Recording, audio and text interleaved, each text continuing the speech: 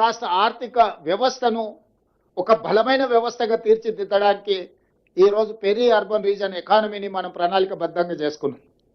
ఇక మూడవది regional ring road outside Telangana border, rural agricultural reason economy. అంటే ఏ రాష్ట్రంలో ఏ దేశంలో కూడా వ్యవసాయ ఆధారిత ప్రణాళికలు చాలా తక్కువగా ఉన్నాయి. గతంలో ఏ విజన్ ఏ పాలసీ డాక్యుమెంట్ చేసినా అర్బన్ బేస్డ్ పాలసీ తీసుకొచ్చేది.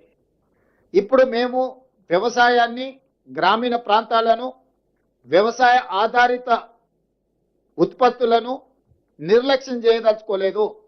ఈ స్టేట్ ఎకానమీలో వాళ్ళ స్టేక్ హోల్డర్స్గా మార్చదలుచుకున్నాం రైతులను, వ్యవసాయ ఆధారిత పరిశ్రమలను. వ్యవసాయాన్ని పెంపొందించడం ద్వారా ఆర్గానిక్ ఫుడ్ కావచ్చు, అగ్రికల్చర్ పార్క్స్ కావచ్చు, అదేవిధంగా ఫ్రూట్స్ అండ్ వెజిటబుల్స్ కావచ్చు, వీటికి సంబంధించిన పరిశ్రమలతో పాటు seed bowl of India Telangana, మన భూములు విత్తనాలను ఉత్పత్తి చేయడానికి అనుకూలమైన ప్రాంతం. మన భూములు మంచి కూరగాయలు, పండ్లు, ఫలాలు పండించడానికి చాలా సేంద్రియ వ్యవసాయానికి చాలా ఉపయోగపడే భూములు. అందుకే regional ring road outside Telangana border వరకు రూరల్ అగ్రికల్చర్ రీజన్ ఎకానమీ కింద దిస్ ఈస్ కాల్డ్ రేర్, ఒక రేర్ పాలసీని మనం తీసుకొస్తున్నాం. మీకు తెలంగాణ ముఖ చిత్రాన్ని చూస్తే క్యూర్, ప్యూర్, రేర్. క్యూర్ అంటే core urban region economy, pure అంటే peri urban region economy, rare అంటే రూరల్ అగ్రి రీజన్ ఎకానమీ. ఈ మూడు రకాల వ్యవస్థలను, ప్రణాళికల్ని, ఈ అంశాలకు సంబంధించిన వాటి అన్నిటిని కూడా పొందుపరిచి క్రోడీకరించి తెలంగాణ రైజింగ్ 2047 ఒక విజన్ డాక్యుమెంట్ను తీసుకొస్తున్నాము. ఆ విజన్ డాక్యుమెంట్లో కోర్ అర్బన్లో ఏం చేయబోతున్నాం, ఏమేమి తీసుకొస్తున్నాం, ఇన్ డీటెయిల్ రిపోర్ట్ ఉంటుంది.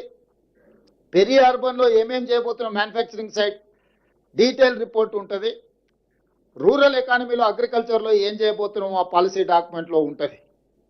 సో తద్వారా ప్రతి ఒక్కరిని, మహిళలు కావచ్చు, రైతులు కావచ్చు, యువత కావచ్చు, వివిధ సామాజిక వర్గాలకు సంబంధించిన ప్రజలందరినీ దృష్టిలో పెట్టుకొని అభివృద్ధి ప్రణాళికలతో పాటు రాష్ట్ర ఆర్థిక వ్యవస్థను బలోపేతం చేసి తద్వారా వచ్చే ఆదాయాన్ని పెంచాలి, పేదలకు పంచాలి అనే ఒక విధానంతో బలమైన ఆర్థిక వ్యవస్థను పెంపొందించడం ద్వారా బలహీనంగా ఉన్న పేదలను బలోపేతం చేయాలని ఈరోజు మనకు ఫుడ్ది సమస్య లేదు, కానీ న్యూట్రిషన్ ప్రాబ్లం ఉన్నది.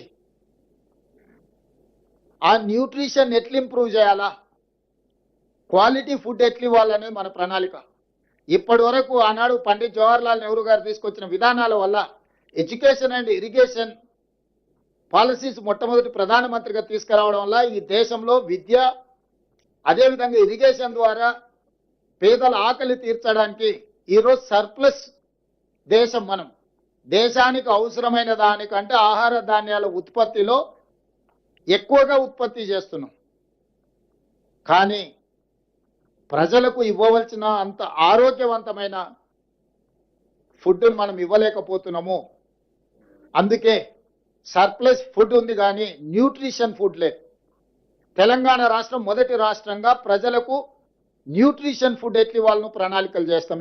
దీని ద్వారా ఈరోజు ఎడ్యుకేషన్ అన్ని గ్రామాలకు చేరింది. తండాలలో, గూడాలలో, మారుమూల పల్లెలకు కూడా ప్రభుత్వ విద్యా వ్యవస్థ చేరుకున్నది. కానీ నాణ్యమైన విద్యత లేదు, సాంకేతికపరమైన విద్య లేదు. విద్య అందించడం అనేది ప్రాథమిక లక్ష్యం. విద్య చేరుకున్న తర్వాత నాణ్యమైన విద్యను ఇవ్వాలి, నాణ్యమైన విద్య తర్వాత సాంకేతికపరమైన విద్యను అందించాలనేది ఈరోజు మా ప్రభుత్వం యొక్క లక్ష్యం. దానికి సంబంధించి సింగిల్ టీచర్ స్కూల్స్ నుంచి చిన్న